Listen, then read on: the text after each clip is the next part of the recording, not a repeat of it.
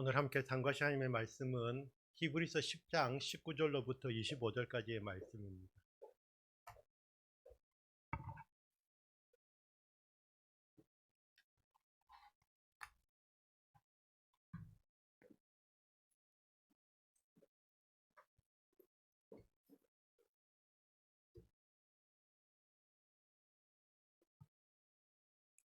찾으셨으면 한 목소리를 읽어 나가십니다.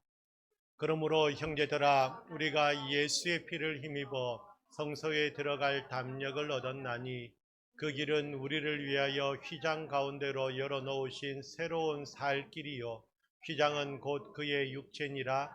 또 하나님의 집 다스리는 큰 제사장이 계심에 우리가 마음의 뿌림을 받아 악한 양심으로부터 벗어나고 몸은 맑은 물로 씻음을 받았으니 참 마음과 온전한 믿음으로 하나님께 나아가자.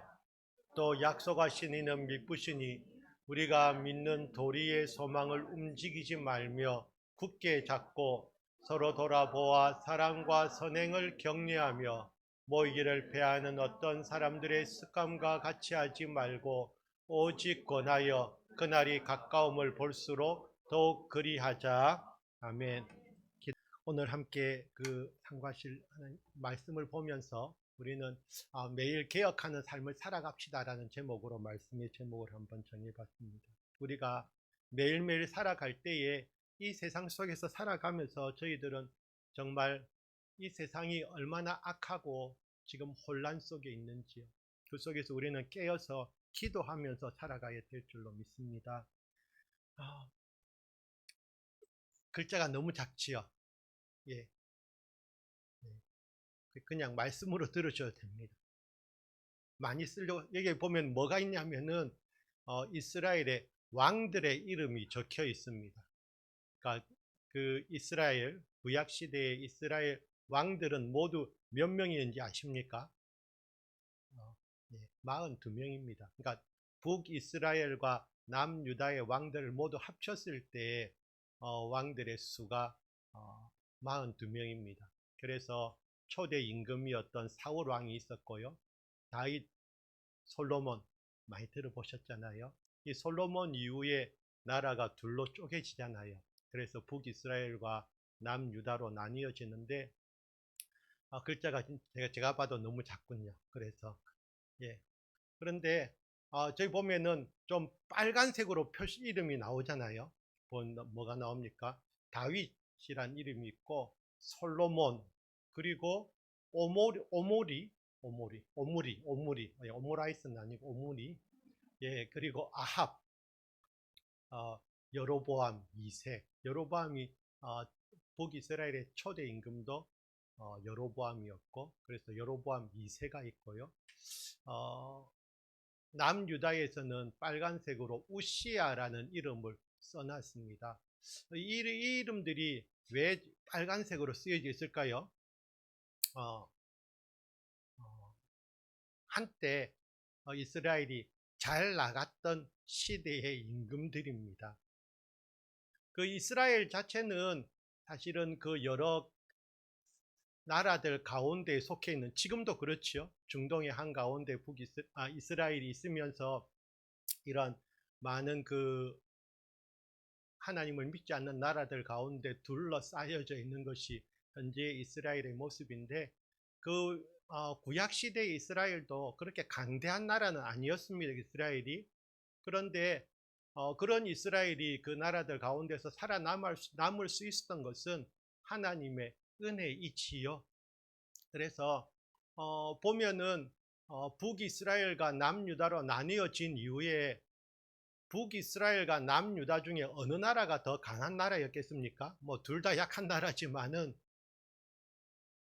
당연히 우리는 하나님이 함께 하시는 남유다가 더 강한 나라였지라고 생각할 수 있지만 세상적으로 봤을 때는 북이스라엘이 더 강한 나라였습니다. 왜냐하면 북이스라엘은 10지파가 모여서 만들어진 나라잖아요.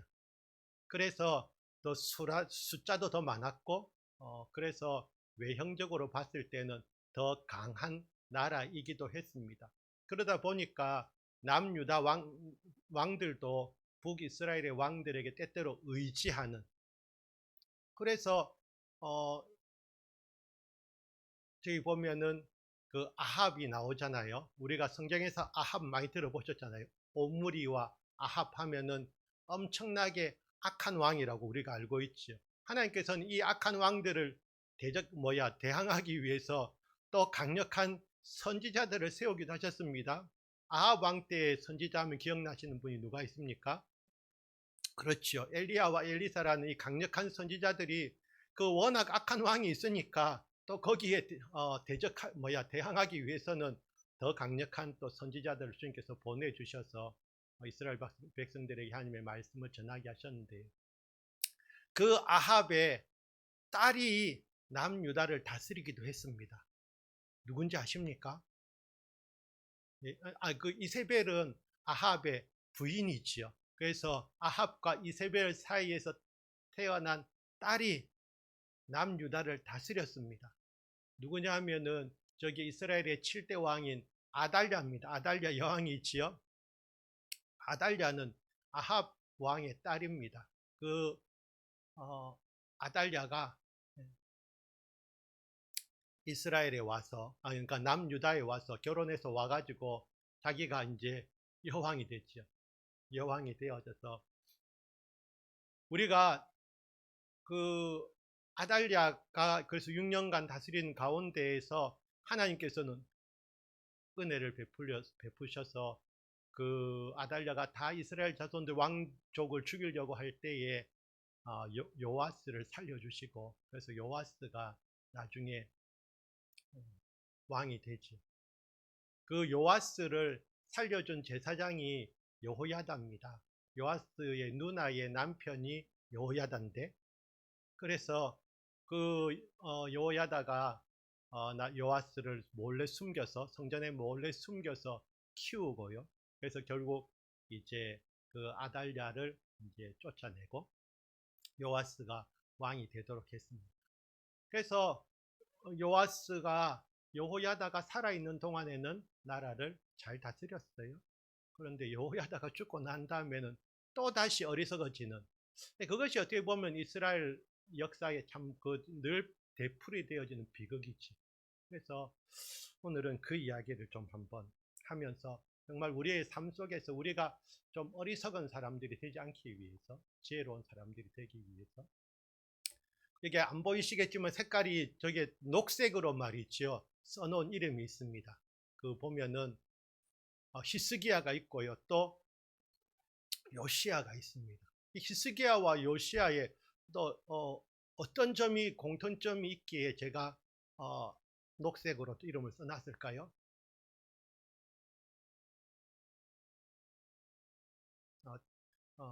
우리는 때때로 근데 열왕기 읽어보면 참 재밌습니다. 역사책 좀 읽어보시면 이 히스기야와 요시야는 종교 개혁을 했던 그런 왕들입니다. 물론 다른 왕들도 부분적으로 개혁을 했던 그런 왕들이 있지요.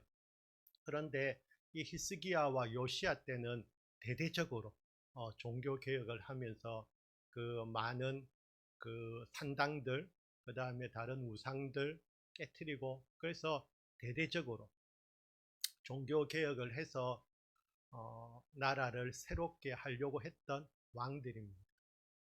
그런데 이 왕들의 개혁의 한계는 무엇입니까?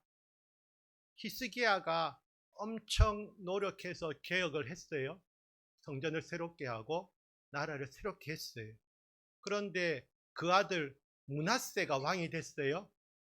므낫세는 왕이 되자마자 한 일이 뭡니까? 아버지가 깨뜨렸던 모든 우상들을 다시 세우는 일을 므낫세가 했어요. 그래서 남유다가 망하게 됩니다. 그래서 하나님께서 남유다를 치시는데 가장 결정적인 역할을 했던 사람이 므낫세입니다. 므낫세는 재위 기간도 길었어요. 무려 55년간 재위하면서 우상들을 막 섬겼어요. 그러니까 이스라엘 백성들이 우상에 빠질 수밖에 없었고, 그래서 요시야가 뒤늦게 하나님의 율법책을 발견하고 개혁을 하려고 하지만 그래서 요시야 때에는 또 열심히 개혁을 하여서 유월절을 지키기까지 하면서 백성들을 하나님의 말씀으로 살도록 하려고 하였으나 결국 이스라엘은 남유다는 망하게 됩니다. 그래서 우리가 좀 생각해 봐야 될 것은 이스라엘이 경제적으로, 그러니까 이런 경제적으로 매우 부강하고 부유한 삶을 살 때의 왕들과, 그리고 이러한 종교 개혁을 막 실시하고 백성들을 믿음의 사람으로 세우고자 했을 때의 왕들, 누가 더 인기가 있었겠습니까? 뭐 당연하잖아요. 나는 좀 가난하게 살더라도 정말 믿음 생활 하겠어 하는 사람과, 좀 적당히 신앙생활 하면서 좀 부유하게 즐기고 사는 것이 더 좋지 않아? 하고 생각하는 사람들 중에 누가 더 많겠습니까? 예, 당연히. 그래서 이스라엘 백성들은 막 왕이 앞서서 나서서 말이죠, 정말 하나님의 말씀대로 안 살면은 혼을 내겠다라고 했을 때에는 그래도 좀 이제 신앙생활 하는 척 했지만은, 왕이 돌아서고 또 그리고 왕조차 우상을 섬기는 그런 왕이 됐을 때는 백성들은 당연히 어떻게 하겠습니까? 우상 섬기는 일로 빠져드는 것이지. 그래서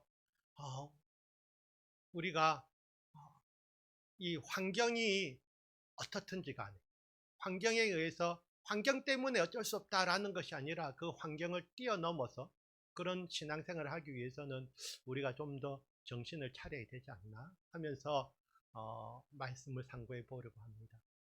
이 이스라엘이 우상을 섬기면서 결국 나라가 쪼개지고 나중에는 망하게 되는 데까지 이르게 한 제일 큰 역할을 한 사람이 누구라고 생각하십니까? 금방 그 므낫세 이야기는 했지만 제일 그 기초를 시작한 사람이 누군지 아십니까?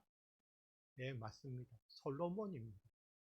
그러니까 이 나라의 시작 때부터 말이죠, 참 그렇잖아요. 이 나라 42명의 왕이 있었는데 세 번째 왕인 이미 솔로몬 때부터 이 나라가 하나님 앞에서 제대로 세워지지 못했던, 우리는 솔로몬 성전만 기억하는데, 제가 자주 드리는 말씀입니다만은, 솔로몬은 성전 지은 일만큼 하나만큼은 잘했어요. 근데 그것만 빼고는 다 못했어요. 그게 문제인 것이지. 그러면서 또 한 가지 우리가 지도를 살펴보겠는데요. 여기서 지도에서 좀 우리가 함께 봐야 될 것은 두로와 시돈입니다. 두로와 시돈. 주보에도 제가 두로와 시돈을 경계하라고 했는데, 두로와 시돈은 이스라엘 북쪽에 있는 도시지요. 그래서 두로와 시돈 사이에 또 작은 도시가 하나 있는데, 마을도 하나 있는데, 거기가 어디냐면 이제 지도에는 안 나오지요. 사렙다라는 곳이 있습니다. 사렙다 들어보셨나요? 네, 사렙다 과부. 그때 그 사렙다 과부에게 가서 뭐 결국 자기도 먹고 사렙다 과부의 가족도 살려준 사람이 엘리야잖아요. 그 시대다. 자, 그래서 이 두로와 시돈 이야기를 해보겠는데요. 두로와 시돈 왜 나오냐면요, 두로와 시돈은 나중에 보면은 신약 성경에도 두로와 시돈은 많이 언급됩니다. 그래서 우리가 이 오늘은 제가 두로와 시돈 이야기를 좀 해보겠습니다만, 두로와 시돈은 하나님을 섬기는 나라가 아닙니다. 그것이 이제 중요한 것이죠. 두로와 시돈은 그 바알신을 섬기고 우상을 섬기는 나라입니다. 그런데 아주 이스라엘과 가까운 위치에 있었고 사실은 늘 교류가 있었어요. 그래서 우리가 세상 속에 살아가고 우리가 세상 속에서 믿지 않는 사람들과 같이 살아가는 것처럼 이스라엘 사람들도 그냥 겉으로는 또 뭐 두로와 시돈 사람을 멸시했을 수 있죠. 그 사람들은 이방인들을 멸시하니까. 하지만 그들의 삶 가운데에서는 이 두로와 시돈과 밀접한 관계를 맺고 있었고, 그 누구부터 그랬냐면은 이미 다윗 왕 때부터 그랬습니다. 그래서 왜 그랬냐면은 이 두로와 시돈은 보시다시피 지중해 연안에 있잖아요. 그래서 지중해에서 그런 해상 무역을 통해서 부를 많이 쌓았던 그런 도시국가이기도 합니다. 그리고 여기서 보면 우리가 이 두로와 시돈이 또 성경에도 많이 나오는, 성경에서 나오는 것뿐만 아니라 역사적으로도 이 시돈, 두로, 시돈 요 지역이 세계사 책에는 뭐로 나오냐면은 페니키아라고 나옵니다. 페니키아 들어보셨나요? 페니키아 하면은 뭐가 생각나시나요? 페니키아를 통해서 문자들이 만들어지고 그것이 저 그리스로 건너가면 헬라어가 되고 그것이 로마 시대를 거쳐서 로마자가 되어져서 전 세계 많은 사람들이 사용하는 로마자 문자가 만들어지는 것이, 그러니까 상당히 앞서 나간 문명과 부를 누리던 도시들이 두로와 시돈이라고 보시면 됩니다. 그래서 작은 도시였지만, 그리고 이 현재의 지도, 우리나라 지금 그러니까 현재의 지도상으로 봤을 때는 이 두로와 시돈은 레바논 지역입니다. 레바논 하면 레바논에 귀한 그런 그 특산물이 뭐가 있을까요? 레바논 백향목이 많이 들어보셨죠? 레바논의 백향목과 잣나무. 이 밑에 쪽으로는 나무들이 그렇게 많지 않을 수 있는데 저 위에는 아마 조금 더 여건이 나은 모양. 그래서 그 옛날에 구약 시대에 이 두로와 시돈에서는 백향목이 많이 났습니다. 그래서 결국 뭡니까? 다윗과 솔로몬이 왕궁을 지을 때, 또한 솔로몬이 성전을 지을 때 그 재료들이 다 레바논 쪽에서 오는 것이지요. 그래서 보면은 믿지 않는 지역인데 예수님께서도 이 두로와 고라신에 대해서 이야기하셨고, 그런데 정작 뭐지요? 믿지 않는, 그러니까 이방인들이 더 많은 지역이 두로와 시돈인데, 하지만 정작 이스라엘에 속하면서 예수님의 복음을 전해들은, 직접 들은 고라신이나 벳세다는 회개하지 않았다는 것이지요. 그래서 예수님께서 두로와 시돈과 비교하셔서 책망하기도 하셨습니다. 두로와 시돈이 이런 복음을 들었다면 벌써 베옷을 입고 제에 앉아 회개했을 것인데, 하나님의 말씀을 직접 전해 들은 그 고라신 사람들, 벳세다 사람들은 회개하지 않았다.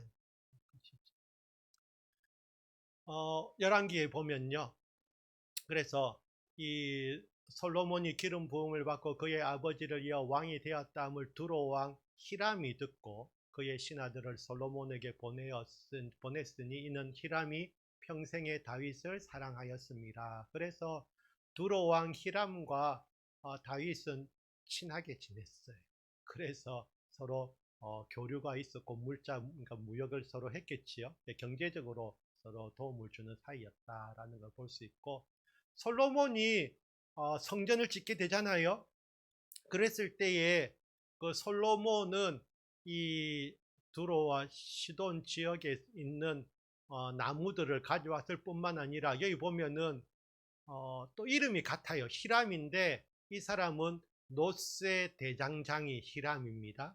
그래서 성전을 건축할 때에 금속을 다뤄야 될 부분들이 많이 있잖아요. 그래서 그러한 기술이 이스라엘에는 없었고, 그래서 전문가인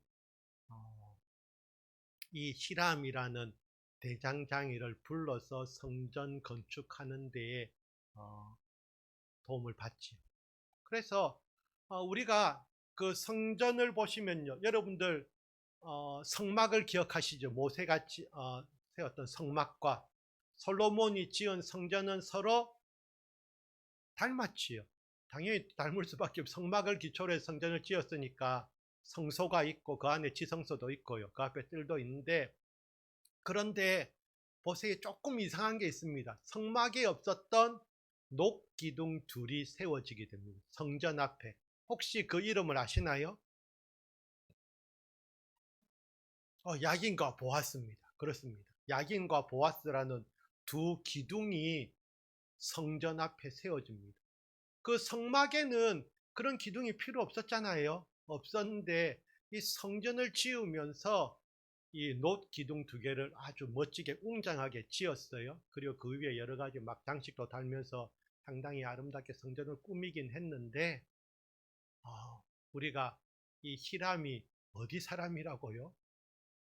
두로 출신입니다. 두로에서는 누구를 위해서 신전을 지었을까요? 우상들을 위해서 우상의 신전을 지었겠지요. 바알의 신전을 지었던 사람입니다.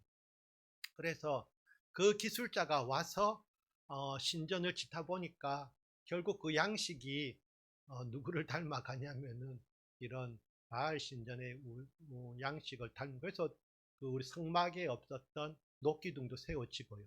그리고 높바다 아시지요? 높바다 밑에 받침이 뭐로 만들어졌습니까? 소로 12마리의 소로 만들어집니다.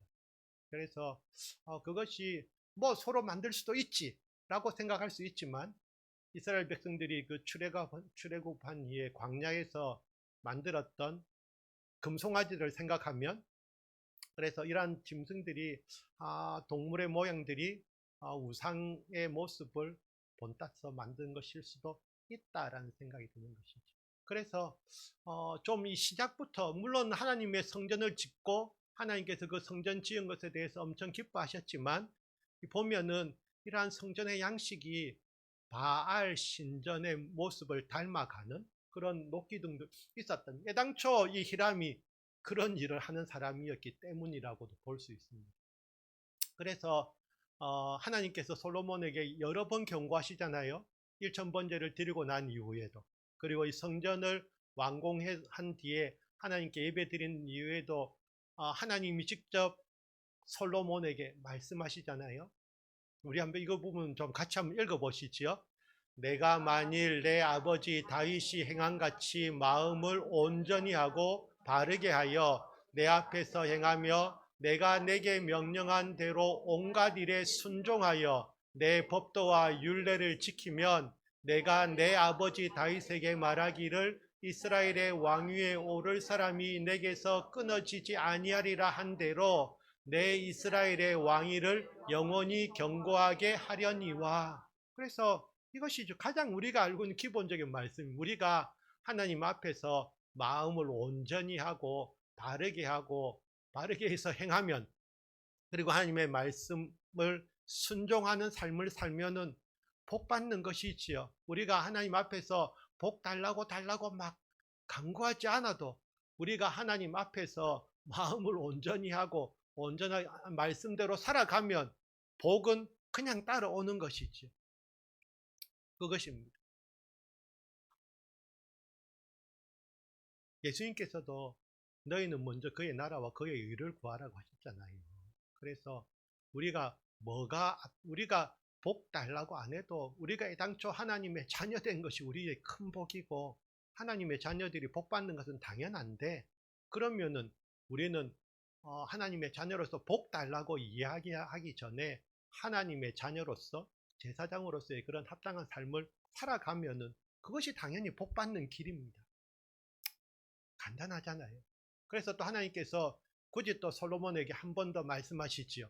어떻게 말씀하십니까? 만일 너희나 너희의 자손이 아주 돌아서서 나를 따르지 아니하면, 내가 너희 앞에 둔 나의 계명과 법도를 지키지 아니하고 가서 다른 신을 섬겨 그것을 경배하면, 내가 이스라엘을 내가 그들에게 준 땅에서 끊어버릴 것이요 내 이름을 위하여 내가 거룩하게 구별한 이 성전이라도 내 앞에서 던져버리리니, 이스라엘은 모든 민족 가운데에서 속담거리와 이야기거리가 될 것이며. 간단하잖아요.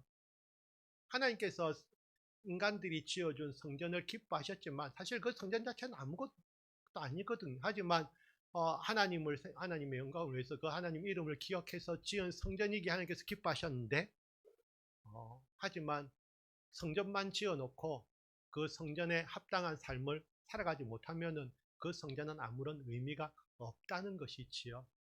그래서 하나님께서 솔로몬에게 이렇게 경고의 말씀을 주셨어요. 아주 간단하잖아요. 하나님 말씀대로 살면 잘 될 것이고, 하나님 말씀대로 살지 않으면 망한다라고 말씀하셨어요.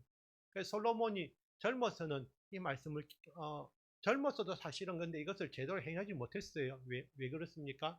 애당초 솔로몬 왕이 되면서 바로의 공주를 자기 부인으로 취했어요. 그뿐만 아니라 왕이 되면서 온갖 여인들을 주변에, 이제 쉽게 말해서 결혼 정책인데요. 그래서 솔로몬은 사실은 금수저입니다. 아시잖아요. 왜 금수저입니까? 왕의 아들로 태어났고, 사실은 피 흘리고 온갖 싸움 한 사람은 다윗이잖아요. 다윗은 오리지널 흑수저. 그래서 하나님의 은혜 가운데 다윗은 그 수많은 전쟁 가운데서 하나님의 도우심으로 승리했고 결국 왕이 됐어요. 그래서 이 다윗이 흑수저로서 자수성가해서 드디어, 자수성가는 아니죠, 하나님의 은혜로 왕이 되었는데, 그 아들 솔로몬은 딱 태어나 보니 자기는 왕자예요. 물론 그 서열이 낮은 왕자였기 때문에 왕이 될 수 없는 처지에 있었지만 또 하나님의 은혜로 왕이 되었어요. 그래서 이 솔로몬은 사실은 그 별 고생 안 하고 자란 사람이고, 이름 자체가 솔로몬입니다. 솔로몬이 우리말로는 솔로몬이지만 그 이름이 뭐가 관련되어 있냐면은 샬롬입니다. 샬롬과 평안한 왕이죠. 평화 속에서. 그래서 그런데 젊어서부터 말이죠, 바로의 딸 외에 이방의 많은 여인을 사랑하였으니 곧 모압과 암몬과 에돔과 시돈과 헷 여인이라 나오잖아요. 그래서 중요한 것은 이제 5절 보시면은 이는 시돈 사람의 여신 아스다롯을 따르고 암몬 사람의 가증한 밀곰을 따름이라. 솔로몬이 여호와의 눈앞에서 악을 행하여 그의 아버지 다윗이 여호와를 온전히 따름같이 따르지 아니하고 모압에 가증한 그모스를 위하여 예루살렘 앞산에 산당을 지었고 또 암몬 자손에 가증한 몰록을 위하여 그와 같이 하였으며 그가 또 그의 이방 여인들을 위하여 다 그와 같이 한지라. 그들이 자기의 신들에게 분향하며 제사하였더라. 제사할 때에 또 솔로몬하고 같이 가자 그러면 어떻게 합니까? 또 같이 가서 거기서 또 절하고. 네. 하나님께서 엄청, 그래서 여호와께서 솔로몬에게 말씀하시되 내게 이러한 일이 있었고 또 내가 내 언약과 내가 내게 명령한 법도를 지키지 아니하였으니 내가 반드시 이 나라를 내게서 빼앗아 내 신하에게 주리라. 그래서 나라가 쪼개지잖아요. 그래서 이스라엘 42명의 왕들 중에서 세 번째 왕 때 벌써 나라가 쪼개지는 일이 벌어졌는데, 그 다음부터가 문제입니다. 그 다음부터가 뭐가 문제냐면요,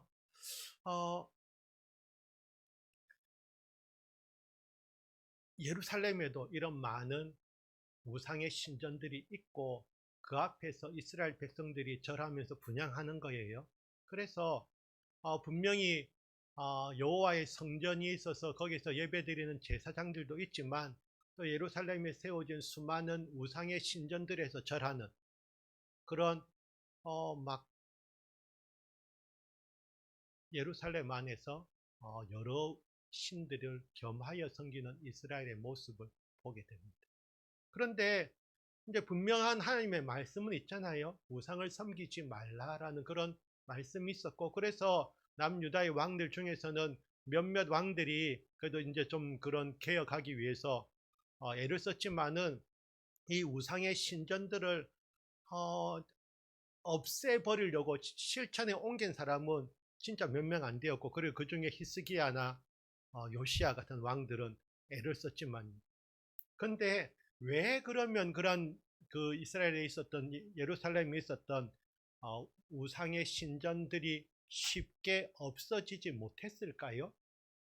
그것은 그 신전들이 오면, 그 신전들은 뭡니까? 그 금방 말씀드렸던 모압이나 암몬이나 저 바깥에 있는 이방 민족들의 신들을 모신 곳이잖아요. 그곳에서 일하는 제사장들은 어떤 사람들을 세웠을까요? 그 여인들이 오면서 자기들의 종교를 가지고 왔으면 자기 종교를 섬기는 제사장이나 그런 사람들도 다 데리고 왔겠지요. 결국은 그 신전에는 외국 사람들이 와서 말이죠, 그 주변의 이방인들이 와서 신전에서 섬겼다고 볼 수 있고, 우리가 봤을 때 하나님께 예배드리는 모습과 이방 우상들 앞에 그 제사하는 모습이 사람들에겐 어느 것이 더 재미있어 보였을까요? 당연히 우상들에게 제사 드리는 것이 더 재미있어 보입니다. 왜 재미있어 보입니까? 또 그런 것도 있잖아요. 우상들은 이방신들을 음란하게 섬기거든요. 그래서 성전에는, 그러니까 이 신전에는 그러한 뭡니까? 그 제사와 함께 그러한 이제 풍요와 다산을 기원하며 성행위를 하는 그런 모습들이 이방의 신전들은 이루어졌단 말이지요. 그러니까 그런 음란하게 섬기는 그런 그들의 문화가 일반 백성들에게는 더 재밌게 느껴졌을 수도 있어요. 그뿐만 아니라 이스라엘의 이런 주된 경제 생활은 뭐라고 우리가 보면은 이 성전이 하나님 앞에 예배 드리는, 신에게 제사 드리는 그런 기능뿐만 아니라 여러 가지 역할을 했는데요. 그 경제 생활에 있어서 제일 많이 돈이 유통되는 곳이 어디였겠습니까? 신전이겠지요. 재물들이 늘 있어야 되고, 또 헌금도 내야 되고, 성전세도 바쳐야 되고, 막 하다 보니까 이런 경제적 활동에, 그리고 어떻게 보면은 이 외국의 신전들이 그 외국의 나라들과 연결되어 있음으로 인해서 오늘날의 대사관의 역할도 할 수 있다고 볼 수 있는 거죠. 그래서 이러한 그 이방 신들의 신전에서 막 제사들이 잘 이루어지고 하면은 그 주변 나라들과의 관계도 대체로 무난하게 잘 이루어지는 거예요. 그런데 내가 종교 개혁을 하겠다. 이방 신전 다 때려 부수고 다 쫓아내. 그 이방 신전의 그 제사장들 다 죽이고 쫓아내 라고 하면은 어떻겠습니까? 그 나라에서는 아니 우리나라를 무시하는 거 아니야? 싸움 붙으러 오겠지요. 그리고 싸움은 안 붙더라도 그들과의 어떤 교류는 다 단절되겠지요. 그러니까 이 단순히 우상의 신전을 제거한다는 것이 내가 하나님 앞에만 바르게 물러서겠다라는 자세를 표현하는 것이면서 그런 이방 족속들과의 교류를 내가 끊어버리겠다라는 의지도 포함한 것이지요. 그러니까 그것이 왕들은 주로 어떻습니까? 신앙적이기보다는 좀 정치적이지요. 그래서 내가 이 신전을 다 깨뜨리면 나라가 좀 위태할 수도 있겠는데, 경제가 잘 안 돌아가겠는데, 그런 생각을 하면은 신전을 완전히 깨뜨리지 못하는 것이지. 어떻게 보면은 이런 이유도 이스라엘 안에서 우상들이 완전히 파괴되지 못한 이유 중에 하나가 아닌가라는 생각이 듭니다. 그래서 우리가 생각할 땐 이상하잖아요. 하나님의 선택된 백성 이스라엘들이 왜 그들의 삶 한가운데 있는 우상의 신전들을 깨뜨리지 못하고 믿음 생활 왜 안 하려고 하지? 우리 이상하죠. 생각하면 이상하잖아요. 그런데 이상하지만 또 자세히 생각해 보면은 이상하지 않아요. 왜요? 우리 자신들은 또 하나님 앞에서 거룩한 제사장이잖아요. 그런데 우리는 과연 우상 숭배의 모습들이 우리에게는 없나요? 나에게 있어서 나의 좀 신앙적이지 못한 그런 부분들 여전히 또 있는 것이 우리의 현실이잖아요. 그러니까 우리가 이스라엘 사람들 욕하면서 말이죠. 아니 저 사람들은 왜 우상들을 저렇게 방치해두고 말이야. 우상을 섬기는 저런 어리석은 일을 해가지고 나라가 망하지? 라고 생각은 하는데 내 속에 있는 내가 하나님의 제사장으로서의 바른 삶을 살아가는데 방해가 되는 그런 또 우상들은 또 가만히 생각해 보면은 여전히 많이 존재한다는 것이죠. 나의 어떻게 보면 습관이 되어져서 우리는 그래서 이스라엘의 모습을 보면서 우리 자신의 모습도 좀 되돌아봐야 된다는 거죠. 그게 더 중요한 일. 이스라엘 사람들은 이미 그 우상성에다가 망했고 그래서 고대 이스라엘은. 하지만 우리가 나의 삶 가운데서 우리에게 서 사실 경제란 것은 매우 중요하지요. 돈이 중요하다는 건 우리가 다들 느끼지만은 하지만 주님께서 분명히 말씀하셨어요. 하나님과 재물을 겸하여 섬길 수는 없는데 그래서 우리가 좀 이런 부분에서 이스라엘이 그렇게 우상들을 이제 이것이 습관화되니까 말이죠. 보세요. 예레미야는 벌써 이제 이스라엘의 마지막 때잖아요. 이제 마지막 때인데 사람들이 이제 막 바벨론이 쳐들어오고 하니까 저 애굽으로 도망도 가고 합니다. 도망가면서 하는 백성들의 말이 이것이에요. 우리 입에서 낸 모든 말을 반드시 실행하여 우리가 본래 하던 것 곧 우리와 우리 선조와 우리 왕들과 우리 고관들이 유다 성읍들과 예루살렘 거리에서 하던 대로 하늘의 여왕에게 분향하고 그 앞에 전제를 드리리라. 그때에는 우리가 먹을 것이 풍부하며 복을 받고 재난을 당하지 아니하였더니 지금 무엇을 섬긴다고? 하나님 앞에 제사 드린다는 말이 아니지요. 이스라엘 백성들이 애굽으로 쫓겨가면서 하는 이야기가 이것입니다. 우리 선조들이 하던 대로, 우리 왕들이 하던 대로. 이 뭡니까? 이 솔로몬 이후에 이렇게 우상을 섬기고 하는 이런 모습들이 쭉 이어져서 예루살렘 망할 때까지, 그러니까 이스라엘 망할 때까지 이어졌다는 말이지. 그래서 하는 이야기가 나라가 망하게 가고 쫓겨가면 이제 정말 돌이키고 하나님께로 돌아서야 되는데, 도망가면서도 하는 이야기가 우리가 하늘의 여왕에게 분향하고, 이 하늘의 여왕은 당연히 이방의 우상신입니다. 에게 분향하고 전제를 드리리라. 그래서 회개하지 않잖아요. 이 말 들으면 약간 또 기억나는 멘트가 이것이지요. 우리가 애굽에 있을 때는 값없이 생선과 오이와 참외와 부초와 파와 마늘들을 먹은 것이 생각나거늘. 그렇잖아요. 그래서 안 좋은 과거, 자기가 노예였던 시절을 되돌아보면서 그때가 좋았지. 내가 좀 죄 좀 지으면서 적당히 즐기며 살았던 때가 좋았지. 이스라엘이 망하는 모습입니다. 그래서 신명기에 보면 이런 말씀. 그런데 여수론이 기름짐에 발로 찼도다. 내가 살찌고 비대하고 윤택함에 자기를 지으신 하나님을 버리고 자기를 구원하신 반석을 업신여겼도다. 여수론은 하나님께서 이스라엘을 부르시는 별칭입니다. 애칭이지요. 위로운 자란 뜻인데, 그래서 여수론 하면은 하나님께서 정말 애정을 가지고 부르시는 단어가 여수론입니다. 그런데 이 여수론이 말이 하나님께 그래 사랑받고 하나님의 귀여움받는 이스라엘이 배에 기름이 찼어요. 그러니까 어떻게 합니까? 그래서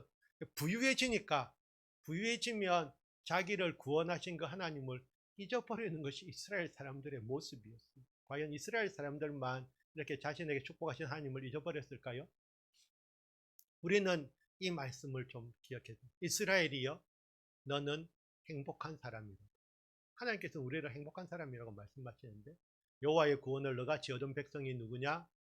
그는 너를 돕는 방패시여 내 영광의 칼이시로다. 내 대적이 내게 복종하리니 내가 그들의 높은 곳을 밟으리로다. 그래서 우리는 사실 행복한 사람 맞아요. 그런데 돈이 많아서 행복한 사람이 아니고요.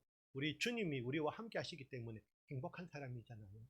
그래서 잠언에서는 이런 기도가 나옵니다. 곧 헛된 말과 거짓말을 내게서 멀리 하옵시며. 이게 좋지요? 근데 이제 그다음부터는 좀 그런 것 같아요. 나를 가난하게도 마옵시고 부하게도 마옵시고 오직 필요한 양식으로 나를 먹이시옵소서. 우리의 기도는 뭐 했으면 좋겠어요? 좀 먹고 남을 만큼 풍족하게 주시면 좋겠는데, 이 사람은 가난하게도 마옵시고 부하게도 마옵시고. 이것이 어떻게 보면 왜 이 사람이 이렇게 이야기했지요? 자기가 부유했을 때 하나님을 그것이 모른다, 하나님을 떠날 것을 경계하니까 나는 하나님께서 공급해 주시는 일용할 양식으로 하나님께 감사하며 살겠다라고 아마 이 기도한 것 같아요. 그래서 그럼에도 불구하고 우리는 이 말씀 별로 마음에 들지 않을 수도 있습니다. 좀 부하게 하옵소서. 쓰고 넘치도록, 걱정 안 하도록. 하지만 그보다 더 하나님으로 넘치도록 기도하시면 하나님께서 이렇게 기도드립니다. 그래서 우리에게는 세상의 재물은 없을지라도, 세상의 권력은 없을지라도 예수의 이름이 우리에게 있습니다. 그래서 이것이면 충분하잖아요. 예수의 이름이 우리에게 있다는 이 사실. 그래서 베드로가 이르되 금과 금은 내게 없거니와 내게 있는 이것을 내게 주노니 나사렛 예수 그리스도의 이름으로 일어나 걸어라. 나사렛 예수의 이름만 있으면 충분한단 말이지. 그래서 한 사람이 두 주인을 섬기지 못할 것이니 혹 이를 미워하고 저를 사랑하거나 혹 이를 중히 여기고 저를 경히 여김이라. 너희가 하나님과 재물을 겸하여 섬기지 못하느니라. 이런 말씀입니다. 그래서 우리가 성경 말씀을 우리가 상고하면은 이스라엘의 그런 잘못된 모습들, 연약한 모습들 바라보면서 그 모습이 나일 수 있다는. 우리가 깨어있지 못하면 이스라엘과 똑같은 그러니까 더 어리석은 사람입니다. 이스라엘 사람들은 애당초 어리석었는데 그 어리석은 모습을 보면서 반성할 줄 모르고 회개할 줄 모르면은 더 어리석은 사람이 될 수 있는 위험성이 있습니다. 그래서 이스라엘은 이런 신전들을 없애기가 참 힘들었어요. 왜냐하면 그것이 무엇보다도 돈과 연결되어 있었다는 것. 돈, 그러니까 경제적 이유, 또한 정치적 이유도 되겠죠. 다른 나라들과의 그런 분쟁을 없이 그냥 이 이방인들과 적당히 어울려서 잘 살아가고자 할 때에는 그들의 우상도 그냥 허용하면서 살아야 되는 것이지요. 그런데 우리가 두로와 시돈을 경계해야 될 이유는 우리는 여전히 두로와 시돈과 함께 그 속에서 살아가고 있어요. 우리가 세상을 떠나서 살 수는 없잖아요. 하지만 그 속에서 산다 할지라도 그들의 문화, 그들의 그런 삶의 방식을 우리에게 그대로 적용할 수는 없다는 것이죠. 우리는 세상 속에 살고 있지만 세상과 구별된 삶을 살아가는 것이 거룩한 성도들이고 거룩한 제사장의 역할이잖아요. 그래서 우리가 이런 것을 제일 우선적으로 경계해야 할 것은 결국 돈입니다. 돈 때문에 우리가 그래서 재물에 대해서 우리가 청지기로서의 그런 바른 자세, 내 것이 아니고 우리는 그냥 맡은 청지기로 그 하나님께 돈을 맡은 청지기로서 삶을 살면은 조금 더 이 재물에 대해서 객관적인 모습을 취할 수 있지 않을까 하는 생각도 듭니다. 그래서 우리가 물질적으로 부유하면 좋겠지만 부유하지 못하더라 할지라도 그리스도 안에서 풍요로운 삶을 살아가기 위해서는 우리에게는 감사가 필요한 것이지요. 그래서 이스라엘은 하나님께 정말 넘치는 그런 많은 복을 받았음에도 불구하고 이스라엘은 불평을 선택했어요. 그래서 받은 은혜에 감사하기보다는 불평을 선택해가지고 줘도 불평이지. 더 많이.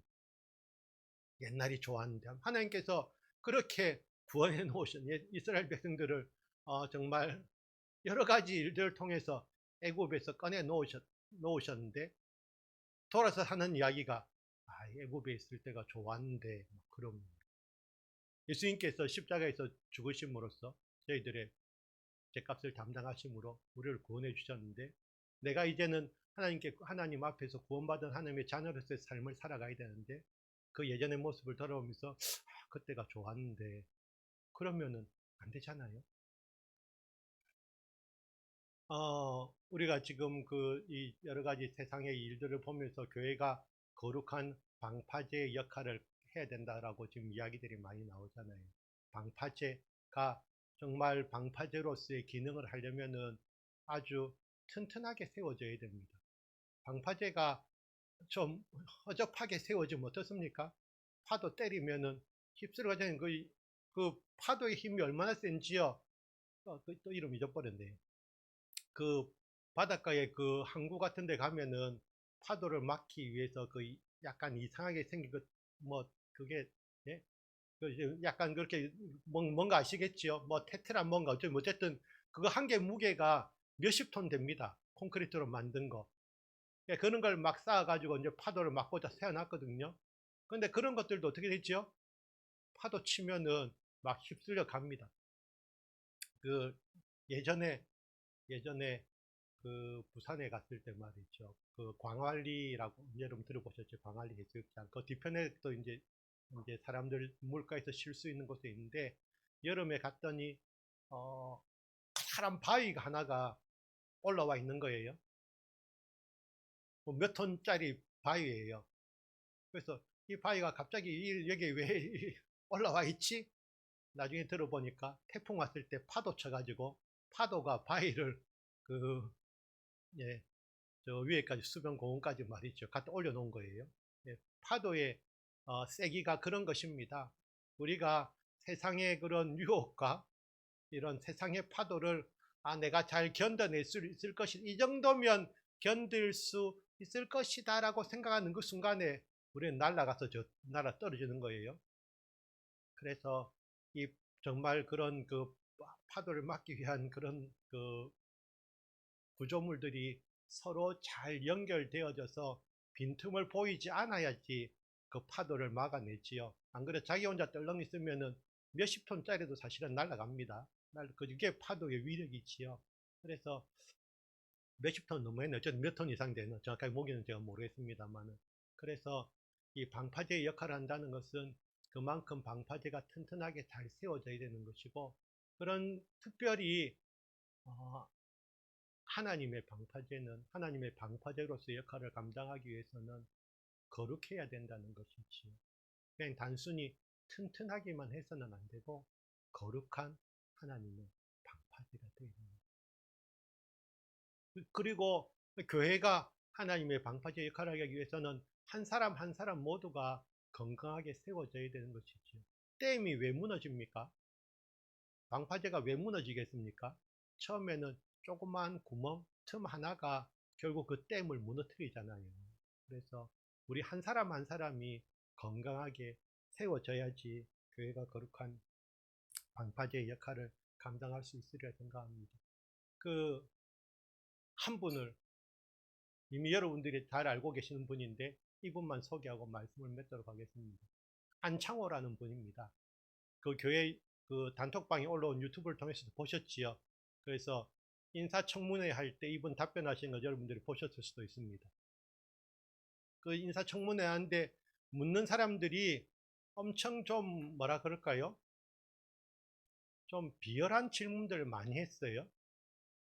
그런 질문들을 하는 가운데에서도 이분은 정말 그 딱 자신의 믿음의 위치에서 답변할 것은 하고 하시는 모습을 봤는데, 더 안타까운 사실은 그 질문하는 사람들이 누구였냐면은 자칭 안수 집사였어요. 그리고 신학한 사람도 있었고, 그런 사람들이 나와서 동성애에 대해서 막 이야기하면서 온갖 비난을 많이 내뱉었는데, 그런 모습 보면서 우리가 그런 사람들 앞에서, 그래서 어, 많은 사람들이 청문회에 나와 있는 모습들을 우리가 봤지만은 이분처럼 그렇게 딱 자신의 믿음을 가지고 답변하는 사람은 못 봤다라는 것이죠. 그래서 참 훌륭하신 분이라는 생각이 드는데, 이런 분들을 위해서 교회가 기도해야 되리라 생각합니다. 그래서 세상 앞에서 하나님의 말씀, 진리를 그대로 담대하게 증거할 수 있는 사람.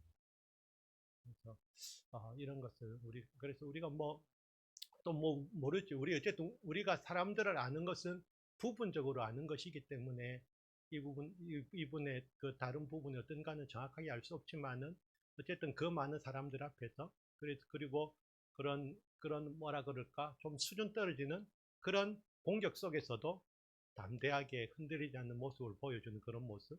그래서 이런 분이 정말 참 믿음의 사람이다라는 생각이 들었습니다. 그래서 우리가 나라를 위해서 정말 기도해야 될 때이고, 지금 보면은 정말 세상이 특히 우리나라의 상황 안팎으로 아주 힘든 가운데 있다는 생각이 듭니다. 그래서 이럴 때일수록 정말 교회들이 깨어서 먼저 기도해야 되죠. 교회가 세상으로부터 욕들 행동을 하면 안 됩니다. 거룩한 모습을 유지하면서 세상에 대해서 목소리를 내놓을 수 있어야 되는데, 세상과 똑같은 삶을 살아가면서 그들에게 목소리를 내서는 그 사람들이 듣지 않지, 오히려 교회를 비난합니다. 그래서 우리가 정말 그리스도인으로서 우리가 하나님 말씀 앞에 바로 세워지고, 그래서 세상을 향해서도 하나님의 말씀을 담대히 말할 수 있는 그런 교회가 되어져야 하는 것입니다. 우리가 정말 이 나라를 위해서 기도하는 예들 되기 원합니다. 우리 이 시간 잠시 다른 사람들을 비난하기는 참 쉽습니다. 하지만 잘못은 내 눈에 바로 띄잖아요. 그런데 문제는 그 성경 말씀처럼 내 눈 안에 있는 들보를 내가 잘 느끼지 못한다는 것이지. 여러분들 그 안구 건조증이라고 들어보셨습니까? 안구 건조증 요즘 사람들이 많이 겪는 문제입니다. 엄청 눈이 피곤한데 뭐가 눈에 들어있는 것 같잖아요. 그래서 힘든데 그것도 힘든데 눈에 들보가 들어있어도 못 깨닫아요. 그런데 또 희한하게 상대방 눈 속에 있는 티는 보여요. 야, 네 눈 속에 티 좀 빼줄게. 내 눈 속에 들보는 꺼내지 못합니다. 느끼지 못합니다. 우리의 이런 무감각함. 그래서 우리가 더 정말 거룩한 제사장으로 살아가기 위해서는 우리의 이런 민감함이 필요한 죄에 대한 민감함, 그냥 적당히 세상과 섞여서 말이죠. 우상도 섬기고 하나님도 섬기고 적당히 섬기는 좀 우리가 회복해야 될 것이 정말 교회들이 이러한 죄에 대한 민감함, 그리고 특별히 무엇보다도 다른 사람의 죄보다는 나의 죄에 대한 민감함, 내 자신을 좀, 그래서 주님께서 우리의 눈을 열어주셔서 우리 자신을 좀 돌아보고, 그래서 우리에게 있는 이런 들보들을 먼저 빼낼 수 있는 저와 여러분이 되시기 바랍니다. 그래서 교회들이 먼저 이렇게 바르게 세워지고 그들의 삶이 정말 하나님의 말씀으로 사는 삶을 살면서 세상을 향해서도 고치라고 이야기할 수 있는 그런 교회들이 되기를 원합니다. 목소리를 분명히 내긴 내야 되죠. 교회가 아무런 목소리 내지 않고 가만히 기도만 하고 있으면 안 되죠. 하지만 그러한 목소리 내기 전에 먼저 우리 자신이 하나님의 말씀 앞에 바르게 세워져 있어야 된다는 것이죠. 그래서 내 자신의 삶을 먼저 돌아보아야 된다는 것이지요. 이 시간 잠시 우리 자신을 주님 앞에서, 그리고 나를 위해서 잠시 함께 하십니다. 기도하십니다.